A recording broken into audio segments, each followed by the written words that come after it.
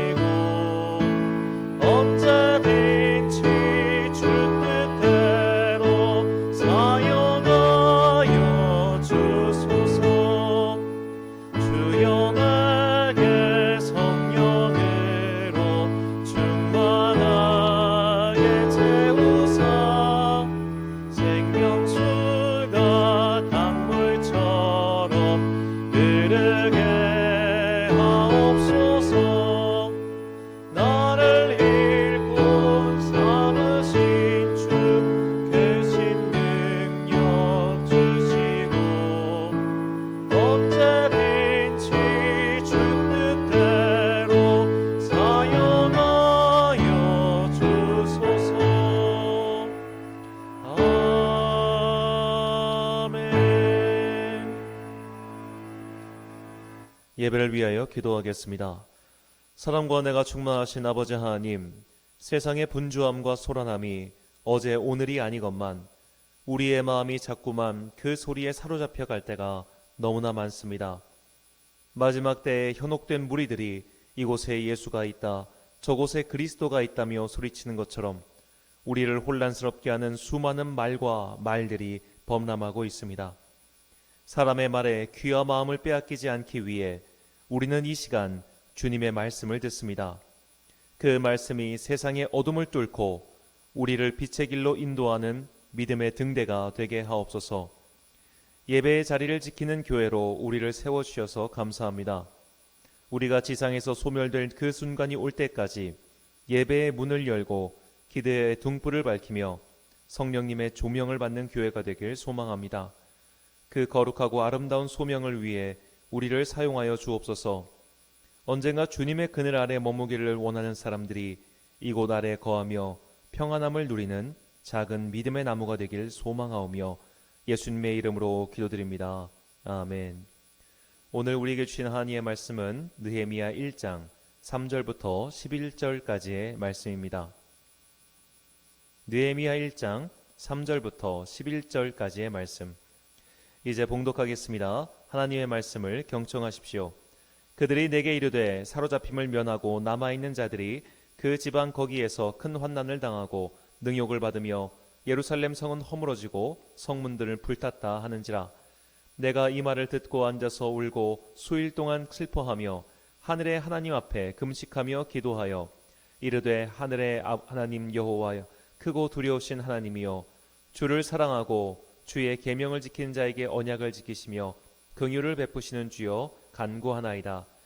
이제 종이 주의 종들인 이스라엘 자손을 위하여 주야로 기도하오며 우리 이스라엘 자손이 주께 범죄한 죄들을 자복하오니 주는 귀를 기울이시며 눈을 여시사 종의 기도를 들으시옵소서.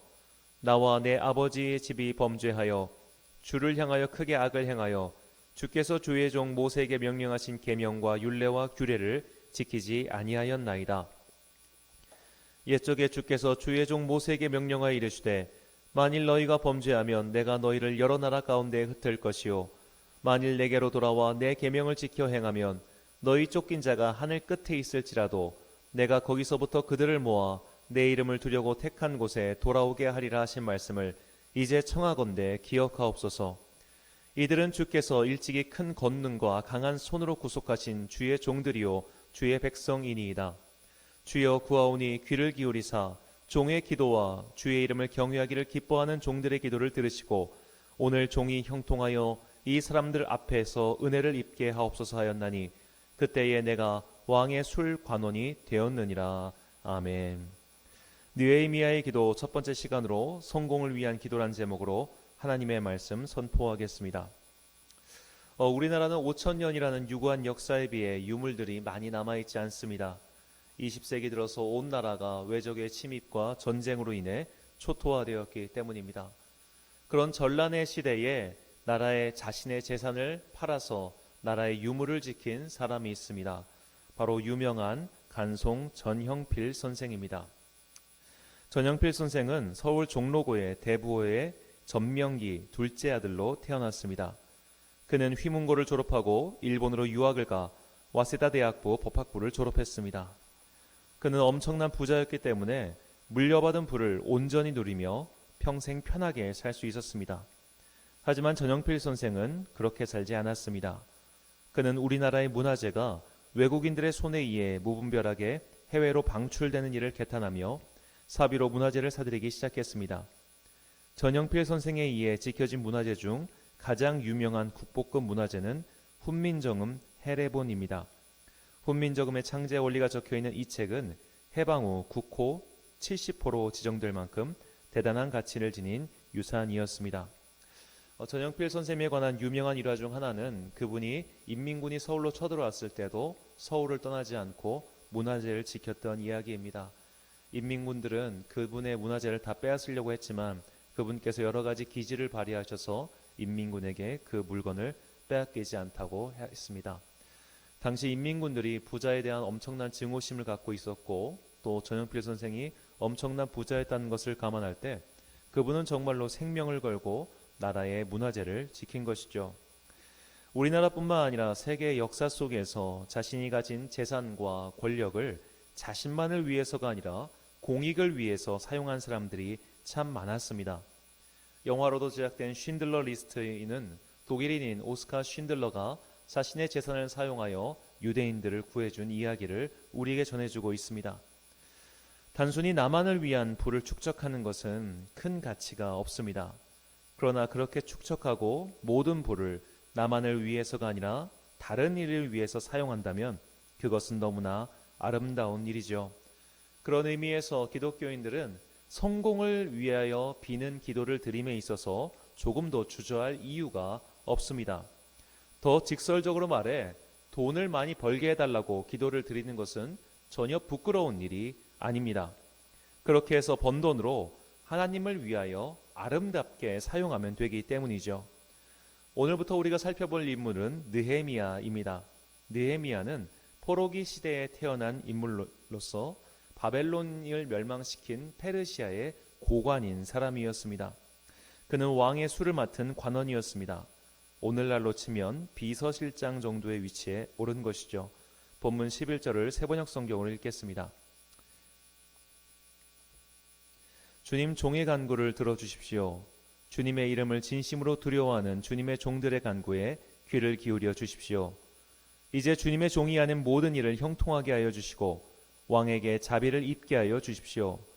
그때에 나는 왕에게 술잔을 받들어 올리는 일을 맡아보고 있었다. 아멘. 자, 우리는 앞으로 느헤미야의 기도를 살펴볼 것입니다. 느헤미야는 자신이 한 번도 가보지 않은 조상의 고향인 유다 땅과 예루살렘이 황폐했다는 소식을 듣고 금식하며 기도합니다. 그리고 이 황폐함에서 벗어나기 위해 자신이 앞으로 하려는 일이 형통하게 해달라고 간구합니다. 여기서 형통하다라고 번역한 히브리어는 차라흐입니다. 이것은 일이 잘 풀리다, 수월하다, 성공하다라는 뜻입니다. 느헤미야는 자신이 하는 일이 성공하게 해달라고 간구합니다. 우리는 여기서 본문 말씀을 주목해서 봐야 합니다. 느헤미야는 자신이 이 기도를 한 후에 술 맡은 관원이 된 것이 아닙니다. 느헤미야는 이미 술 맡은 관원이었습니다. 즉 느헤미야가 자신이 앞으로 하는 일이 형통하게 해달라고 한 것은 앞으로 더 성공하게 해달라는 뜻이 아닙니다. 느헤미야는 이미 성공한 사람입니다. 느헤미야의 기도의 본질은 이제 내가 성공했으니 그 성공을 가지고 나만 누리는 것이 아니라 나의 민족과 함께 누릴 수 있도록 주님께서 앞으로 하는 일들을 형통하게 해달라는 뜻이었습니다. 느헤미야는 이민사회에서 입지전적인 인물이었습니다. 그는 더 이상 자신의 영달을 추구할 이유가 없을 정도로 고위직 관료였습니다. 그는 그 고위직을 충분히 누리며 자손 만대 후손 대대로 평안하게 살 수 있었습니다. 그러나 느헤미야는 그렇게 살지 않았습니다. 느헤미야는 그 고관대작보다 더 중요한 주님의 나라의 백성들을 위하여 자신의 성공을 아낌없이 사용하기로 결정한 것이죠. 이미 성공한 자신의 탄탄한 미래를 위해 기도한 것이 아니라 자신이 얻은 성공을 바탕으로 주님의 민족을 위해 일을 하려고 하니 그 일이 성공하게 해달라고 기도한 것입니다. 언젠가 TV를 보다가 부인의 성공 덕분에 이제는 안락하게 살게 되었다고 말하는 분을 봤습니다. 그분은 자신의 최대의 고민이 자신의 건강이라고 했습니다. 이렇게 얻은 부와 재물과 행복을 앞으로 편히 누려야 되니 이젠 내 건강만이 최고의 관심사다라고 했습니다. 물론 유머러스한 표현이었지만 문득 이것이 대다수의 사람들이 성공하고 싶어하는 이유라는 생각이 들었습니다. 돈을 싫어하는 사람은 없습니다. 그리고 힘들게 돈을 벌고 싶어하는 사람도 없습니다. 가능한 한 쉽고 편하게 그리고 많이 벌기 원하는 것은 인간의 본성입니다. 그렇게 번 돈으로 안락한 삶을 살고 싶어하는 것 또한 자연스러운 마음입니다. 이것은 보통 사람이라면 누구나 꿈꾸는 인생살이의 모습입니다. 하지만 하나님의 백성은 그렇지 않습니다. 하나님의 백성들 또한 성공을 바라며 기도합니다. 성공해서 돈을 많이 벌면 벌수록 사실은 좋습니다. 하지만 하나님의 백성은 거기서 멈추지 않습니다. 자신이 성공해서 번 돈으로 남 좋은 일을 하는 사람들이 하나님 나라의 백성입니다. 벌어서 남 주냐라는 말이 있죠. 그리스도인들은 벌어서 남을 주는 사람들입니다. 이렇게 행동하는 사람들이 하나님 나라의 사람들입니다. 예수님은 자신만을 위해 재물을 쌓아두려는 사람들에 대해 어리석다고 일침하셨습니다. 누가복음 12장 19절부터 21절까지의 말씀입니다. 또 내가 내 영혼에게 이르되 영혼아 여러 해 쓸 물건을 많이 쌓아두었으니 평안히 쉬고 먹고 마시고 즐거워하자 하리라 하되 하나님이 이르시되 어리석은 자여 오늘 밤에 내 영혼을 도로 찾으리니 그러면 내 준비한 것이 누구의 것이 되겠느냐 하셨으니 자기를 위하여 재물을 쌓아두고 하나님께 대하여 부여하지 못한 자와 이와 같으니라. 아멘. 느헤미야는 하나님께 대해 부요한 사람이었습니다. 그와 그의 가족은 유다라는 형편없는 소국이 아니라 세계 최강대국의 주요 보직에 앉아서 그 영예와 보를 누리며 살 수 있었습니다. 그러나 느헤미야는 그런 것에 관심을 두지 않았습니다. 그가 바라던 성공은 자신만의 영달을 위해서 사는 것이 아니었기 때문입니다. 그는 자신이 얻은 사회적 지위와 재물과 권력을 그저 하나의 도구로 생각했습니다. 그 도구는 하나님을 위한 도구였던 것이죠. 그는 자신의 권력이 주님을 위해 사용되기를 바랬지 자신을 위한 권력 추구에 관심이 있었던 사람이 아니었습니다. 간송 선생님이 자신이 물려받은 재산으로 그 재산을 불리기에 급급해하지 않고 그 재산으로 나라의 문화재를 구했듯이 느헤미야는 자신이 얻은 성공을 하나님을 위하여 사용하기를 바랬던 것이죠. 본말 전도란 말이 있습니다. 우선순위가 바뀌었단 말입니다. 긍정적으로 바뀐 것이 아니라 부정적으로 바뀌었을 때 이 단어를 사용하죠. 자신이 얻은 재산과 성공을 자신만을 위해서 사용하다가 패망한 사람이 있습니다. 바로 솔로몬입니다. 솔로몬의 아버지인 다윗은 평생에 그가 모은 재산을 하나님의 성전을 건축하는데 준비하기 위해 사용했습니다. 그러나 솔로몬은 자신이 얻은 재물과 성공을 자신의 권력과 향락을 위해서 사용했습니다. 솔로몬이 아버지의 재산으로 지은 성전 건축에는 7년이 걸렸지만 자신의 재물을 사용해서 지은 자신의 왕궁 건축에는 10수년이 걸렸습니다. 건축을 하는데 가장 필요한 것은 재원이고 이 재원 마련을 전부 다윗이 해냈다면 사실상 첫 번째 성전은 솔로몬의 성전이 아니라 다윗의 성전이라고 말해도 무방할 것입니다. 다윗도 물론 자신이 얻은 권력을 자신을 위해 사용하지 않은 것은 아니었습니다. 하지만 그는 우선순위가 분명했습니다. 하나님을 위해 먼저 사용했고 자신은 그 다음이었습니다. 그러나 솔로몬은 자신을 위해 먼저 사용했습니다. 그 결과 솔로몬의 나라는 그 후대인 르호보암 때 바로 둘로 쪼개지고 남았습니다. 하나님을 위해 내 성공의 열매를 사용하는 것은 내가 다 먹고 난 뒤 남은 것을 드리는 것이 아닙니다.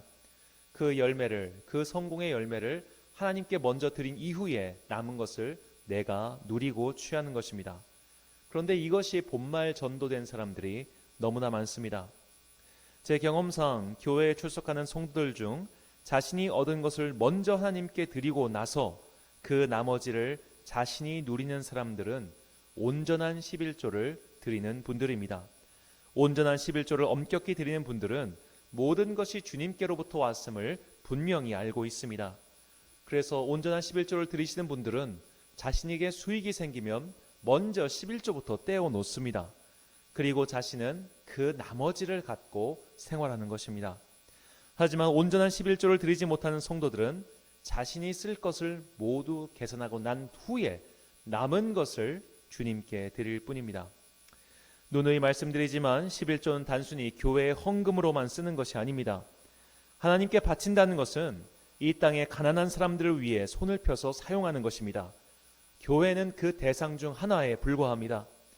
교회에 11조를 하기 불편한 상황이라면 나와 전혀 상관이 없는 가난한 이들을 위해 재물을 사용하면 그건 역시 11조입니다. 하지만 안타깝게도 지금까지 목회를 하면서 교회에 11조를 하지 않으면서 가난한 이를 위하여 10분의 1을 떼어 섬기는 일을 본 적이 몇 명 없습니다. 그만큼 우리는 자신의 성공을 위해 기도하고 행동할 뿐 하나님 나라를 위하여 자신의 성공을 도구로 사용할 생각을 하지 못합니다. 내가 회사에서 높은 직책에 올라가고 내 자산이 불어난 것을 하나님 나라의 도구로 사용해야지 라고 기도하는 분들은 안타깝지만 참 소수였습니다. 그런 마음을 갖고 있다가도 정작 재물이 생기면 자신의 몫을 먼저 떼어두고 나머지를 갖고 드리겠다고 말하는 이들이 더 많이 봤습니다. 내 성공을, 내 재산을 하나님을 위한 도구로 사용할 터이니 주님을 위하여 나를 형통하게 하옵소서라고 느헤미야는 기도했고 하나님께서 형통하게 하시자 그것을 실천했습니다. 이것이 우리가 배워야 할 성공을 위한 기도의 바른 자세입니다. 형통과 번영, 성공을 위해서 기도하는 것은 전혀 부끄러운 일이 아닙니다. 자기 자식이 고생하며 살다가 죽기를 바라는 부모는 없을 겁니다. 하나님께서는 우리가 빈궁하게 살기를 원하지 않으십니다. 열심히 일해서 지상에서 얻은 열매를 충분히 누리길 원하십니다. 문제는 그것을 나만 누리려고 하는 태도입니다. 돈을 버는 재주가 있는 사람들이 있습니다. 공부를 잘하는 재능이 있는 사람들이 있습니다. 세상 명리에 눈이 일찍 떠져 성공하는 사람들이 있습니다. 이것은 그들이 받은 달란트입니다. 노력해서 얻은 것이 아니라 주님께서 주신 달란트입니다. 그래서 믿음의 사람들은 모든 것이 주님께로부터 왔다고 고백합니다. 주님께서 주신 것이니 주님이 사용하길 원하시는 곳에 사용할 뿐입니다. 다시 한번 강조해서 말씀드리지만 성공의 열매를 취하는 것이 잘못되었거나 부끄러운 것이 아니라 그 열매를 나만 먹으려고 하는 것이 잘못되었다는 말입니다. 혹은 먹다가 남은 것을 주려는 것 또한 마찬가지입니다. 중고거래 앱 중에 당근마켓이라는 앱이 있습니다. 때로는 거기 올려진 물건들을 보다 보면 자신이 사용하던 화장품을 그대로 중고 물품으로 올리는 분들도 있습니다. 그런 것들을 볼 때마다 이게 정말 무슨 일일까라는 생각이 들었습니다. 어쩌면 우리가 성공하게 해달라고 기도할 때, 그 성공의 열매를 주님께 드리겠다고 기도할 때 우리의 속마음은 어쩌면 내가 쓰던 중고품을 중고마켓에 올려놓는 것과 똑같은 것은 아닐까요? 내가 충분히 쓰고 남은 것을 주님께 드리려고 하는 속마음 말이죠. 느헤미야는 이미 충분히 성공한 사람이었습니다. 그리고 자신이 얻은 성공으로 하나님의 일을 하려고 했습니다. 그가 구한 형통의 기도, 성공의 기도는 자신이 더 부유해지고 더 성공하게 해달라는 것이 아니었습니다. 그가 진정으로 원한 성공은 개인의 성공, 자신의 성공을 도구 삼아 하나님의 일이 성공하는 것이었습니다. 이것이 우리가 드려야 할 성공의 기도의 훌륭한 모범입니다. 이사야 53장 10절 말씀입니다. 여호와께서 그에게 상함을 받게 하시기를 원하사 질고를 당하게 하셨은즉 그의 영혼을 속건제물로 드리기에 이르면 그가 씨를 보게 되며 그의 날은 길 것이요 또 그의 손으로 여호와께서 기뻐하시는 뜻을 성취하리로다. 아멘. 사랑하는 천안 광성교회 성도 여러분, 그리고 이 예배를 함께 드리시는 귀한 주님의 자녀 여러분, 자신을 내어드린 예수님의 순종으로 말미암아 하나님의 기뻐하시는 뜻이 성취되었습니다. 우리가 성공과 번영을 위해서 기도하는 것으로 그치지 말고 그 얻은 것으로 주님의 말씀에 순종하여 자신을 내어드릴 때 우리는 주님께서 기뻐하시는 뜻을 성취하는 진정한 성공의 열매를 얻게 될 것입니다. 여러분의 가정에 형통과 성공이 있길 바랍니다. 여러분의 일에 풍성한 열매가 있길 바랍니다. 하시는 모든 일이 형통하여 성공하시길 진심으로 바랍니다. 그러나 그렇게 얻은 열매를 나만을 위한 것으로 쌓아 둘 때 그 쌓은 것 위에는 그저 악취가 날 뿐입니다. 그 악취는 영혼의 독소가 되어 결국 성경 속에 나왔던 수많은 사람들처럼 결국 패망의 길로 나를 인도하게 될 것입니다. 개인의 성공, 나의 성공을 하나님 나라를 위한 도구로 삼으십시오. 나의 형통함을 주님의 일을 위한 형통으로 승화시키십시오. 내가 열심히 일해서 얻은 열매를 먼저 주님을 위하여 사용하시고 그 나머지를 편히 누리십시오.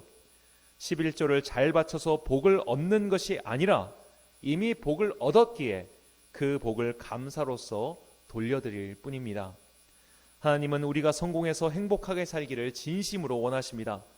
그러나 부모가 형제 한쪽이 성공해서 걔네만 잘 먹고 사는 것보다 아직 못 사는 동생을 돌을 봐주기 원하는 것처럼 하나님께서도 우리가 잘 먹고 잘 사는 것을 기뻐하시고 원하심과 동시에 그것을 아직 누리지 못하고 있는, 아직 잘 살지 못하는 형제와 자매를 위해 사용하시기를 원하십니다.